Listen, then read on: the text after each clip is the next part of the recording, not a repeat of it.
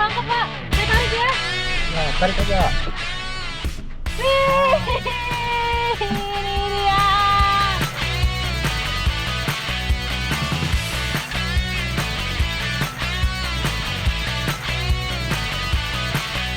Ada tarikannya. Tarik aja. Tarik ya. Para mantan apa nih?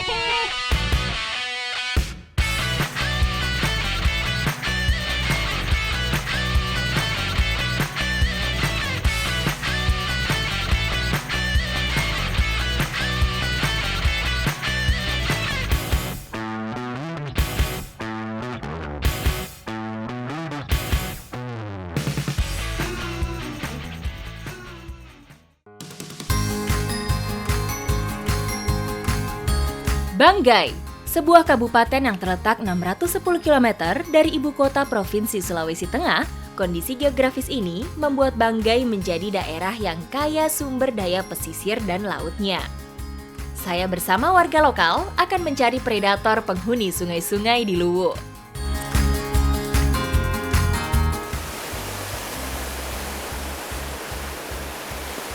Masih mengeksplor Luwuk Banggai, kali ini kami berada di aliran air terjun yang berada di Desa Tontowan. Sudah mempersiapkan peralatan juga untuk memancing sogili. Ikuti jejak saya, jejak petualang. Perairan dengan dasar batuan berkapur akan membuat dasar air jernih dan berwarna kebiruan.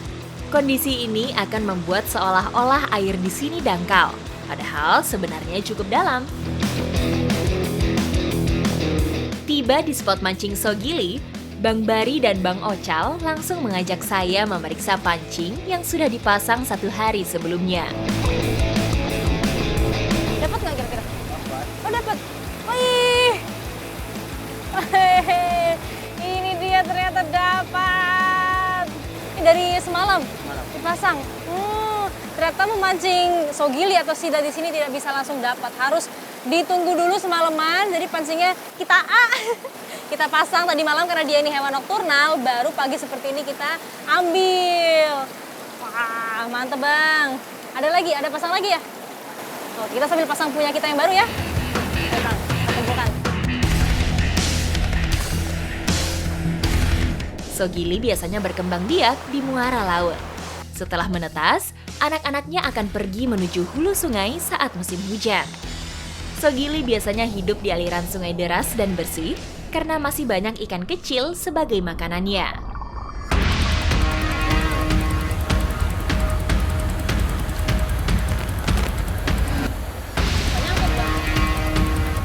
Ih, dapat. Gede banget. Wih. Bang, ini sidat. Ya ampun, gede banget. Hati-hati.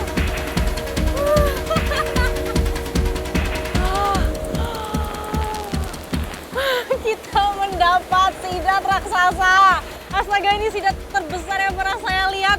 Ih, berarti berapa ya? 3 kilo ada kali Bang ya? 3 kilo. Wah, luar biasa ini tuh panjangnya 1 meter lebih kayaknya. Jenis ikan ini mempunyai kemampuan untuk mengambil oksigen langsung dari udara. Selain itu, sogili mampu bernapas dengan seluruh bagian kulitnya. Tak hanya keindahan laut, Kabupaten Banggai juga mempunyai banyak air terjun yang tidak boleh saya lewatkan. Salah satunya Uwe Molino, air terjun yang mengalir di atas batuan kapur yang indah. Nah, udah ketemu nih air terjunnya. Kalau udah kesini nih ada yang kurang kalau saya nggak menikmati keindahan alamnya dan juga kesegaran airnya.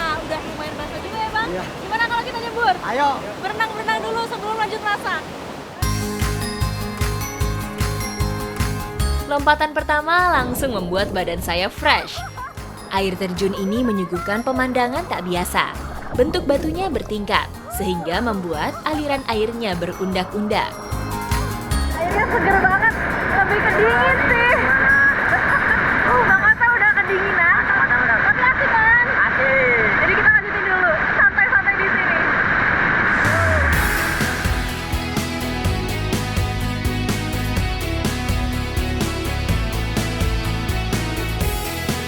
Sebelum diolah, sogili harus dibersihkan terlebih dahulu. Nah, ini nih salah satu cara atau teknik untuk menghilangkan lendir dari sidat. Menggunakan abu.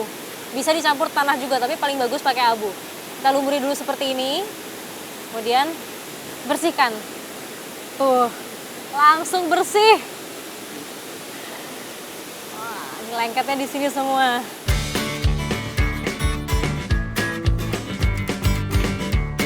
Abu akan menyerap lendir yang keluar dari lapisan kulit sogili. Lakukan berulang sampai permukaan kulit sogili terasa keset. Oke, sudah bersih ya Bang? Ya, cukup. Sudah cukup bersih. Ini lendirnya. Kemudian sekarang Bang Bari akan potong-potong dan bersihkan lagi isinya ya. Saya bantu Bang Osal siapkan bumbu. Ya Bang.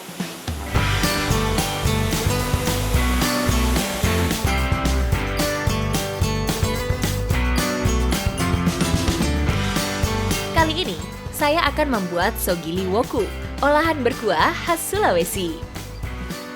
Ini cabenya kecil-kecil begini tapi pedesnya nggak usah ditanya. Ini definisi kecil-kecil cabai rawit. Emang orang-orang di sini sukanya makan pedas ya Bang? Makanya banyak nih cabenya. Woku merupakan resep tradisional khas yang menggunakan bumbu rempah untuk menghangatkan tubuh. Inilah pentingnya lemon dalam masakan ikan-ikanan supaya menghilangkan bau amis. Dan setelah ini kita tambahkan juga taburan garam supaya lebih gurih ya Bang.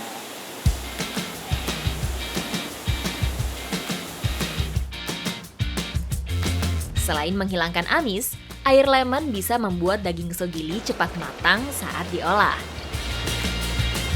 Olahan woku mempunyai cita rasa yang kuat. Setelah rempahnya ditumis, harumnya begitu menusuk hidung saya. Tak perlu berlama-lama, woku sogili sudah siap santap. Ini dari aromanya, harum sekali. Mari kita coba ya.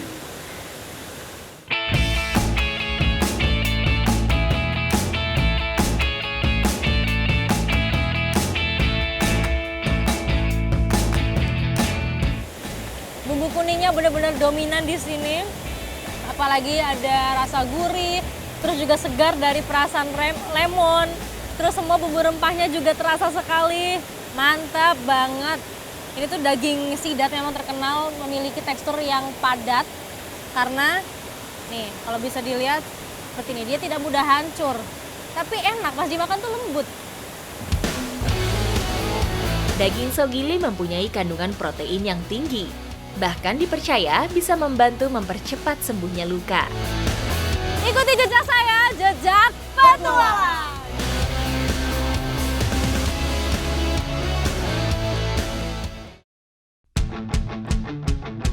Indonesia merupakan negara kepulauan dengan laut yang lebih luas dari daratannya.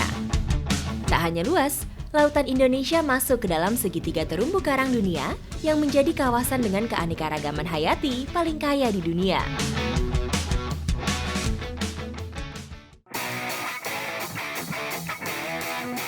Dalam ekspedisi paru-paru dunia Jejak Petualang kali ini, saya akan mengikuti aktivitas nelayan yang sangat bergantung pada keberadaan terumbu karang. Untuk menjaga ekosistem di segitiga karang, pemerintah telah menetapkan wilayah ini menjadi wilayah konservasi laut. Nah, pagi ini saya sama Pak Sarul sedang mendayung menyusuri perairan Pulau Dua. Nah, saya mau mengikuti kegiatan Pak Sarul yang biasa memancing gurita di sini. Ikuti jejak saya, jejak petualang. Pulau Dua memiliki gugusan terumbu karang yang masih alami dan kekayaan biota laut yang melimpah. Salah satunya adalah gurita. Binatang tanpa tulang belakang yang mempunyai nilai ekonomi yang cukup tinggi bagi nelayan setempat. Nah, ini dia alat kita memancing gurita. Ini namanya apa tadi, Pak? Sipo. Sipa, kalau di sini sipa. Ini adalah umpan buatan, sama ada satu lagi. Nah, ini namanya manis-manis. Kalau ini cara kerjanya unik, dia tuh mirip gurita atau mirip ubur-ubur ya. Ya, dia ini akan berenang-berenang, baru setelah guritanya terperangkap di sini, kita turunkan kail. Ini masih tradisional sekali, makanya di sini ekosistemnya masih terjaga. Gurita merupakan salah satu biota laut penghuni dasar perairan. Wilayah dengan terumbu karang menjadi habitatnya untuk berburu mangsa. Oke, kita mulai turunkan umpan manis-manis. Gurita akan menyerang umpan karena merasa teritorialnya terganggu. Tadi dimainkan naik turun ya, Pak? Ya. Oh, biarkan manis-manis berenang-renang. Rumbai dari umpan manis-manis akan memancing gurita keluar dari batuan.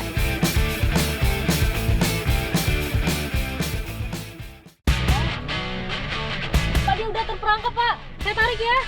Ya, tarik aja.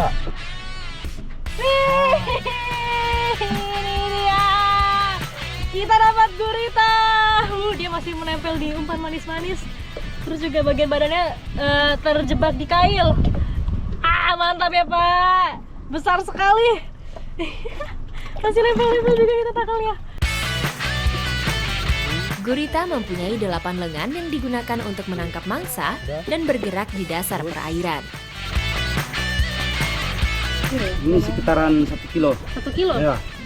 Itu udah bagus atau masih bisa dapat lebih besar lagi? Bisa dapat lebih besar lagi. Kalau musimnya ya lebih lebih banyak bisa dapat lebih banyak lagi. musimnya itu bulan 8 sampai bulan 10. akhir tahun. Gitu. Tapi begini saja kita belum lama masuk sudah dapat ya. Iya. Kita cari lagi ya, Pak. Iya, oke. Oke. Kita cari lagi.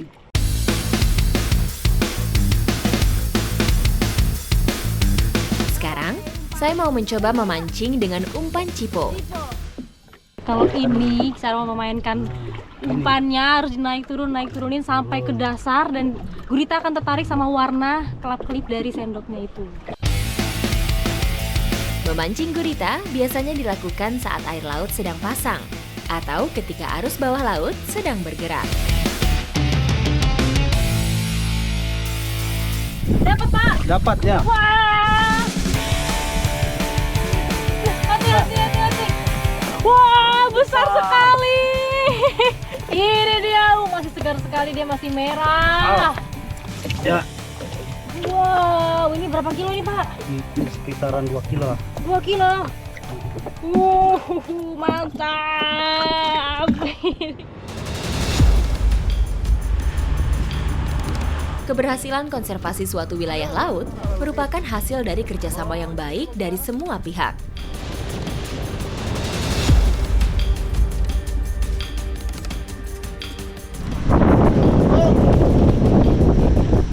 Mendekat dulu kemari. Kita ke sana. Mancing apa, Om? Mancing gurita. Oh, mancing gurita. Pakai apa alatnya itu? Pakai Ini, Pak, alat alat tradisional. Oh iya. Pakai manis-manis. Manis-manis Oh, iya. sama cipo. Tak hanya nelayan yang patuh untuk menggunakan alat yang ramah lingkungan. Kawasan Pulau 2 juga diawasi oleh petugas dan relawan pemerhati lingkungan. Memancing di atas perahu saja. Jangan turun ke dasar ya, Ya. karena ini daerah konservasi. Ya. Jadi untuk jangan sampai Bapak turun menginjak karang lalu merusak terumbu karang. Nah, jadi di sini ada patroli rutin dari komunitas pengamat lingkungan. Nelayan setempat untuk mengambil hasil lautnya harus menggunakan alat yang tradisional seperti alat buatan ini dan juga manis-manis. Ini dilakukan supaya terumbu karangnya tetap terjaga dan hasil lautnya pun berkembang dengan baik. Selain meningkatkan kesadaran nelayan untuk menjaga kelestarian wilayah konservasi, patroli ini juga efektif untuk mencegah nelayan luar untuk melakukan illegal fishing di wilayah Pulau 2.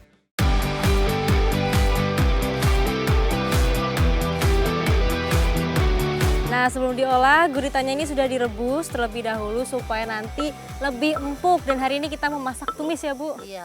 Tumis dengan bumbu yang simpel saja. Resep masakan khas Indonesia tidak bisa lepas dari rempah-rempah. Uniknya, masyarakat Sulawesi Tengah selalu menggunakan daun pandan sebagai pengharum masakannya. Nah, ini guritanya sudah dipotong kecil-kecil, tidak lupa dikasih perasan jeruk lemon supaya bau amisnya hilang. Aroma rempah-rempah sudah menusuk hidung saya, berpadu dengan daging gurita hasil pancingan saya. Udah matang ini Bu. Yuk kita angkat ya. Pak, udah matang ya, makan Pak.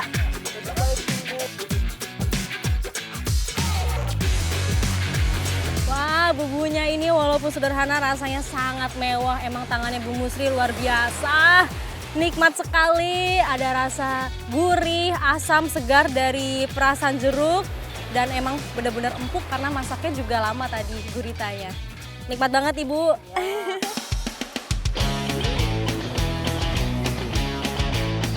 Gurita mempunyai daging yang kenyal dan padat. Memasaknya pun harus cermat dan tepat supaya dagingnya empuk saat digigit.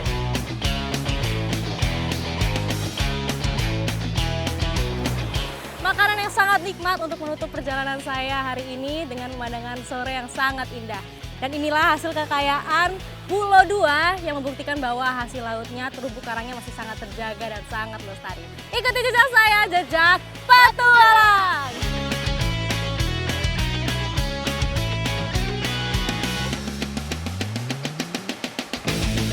Ya ada tarikannya. Tarik lagi.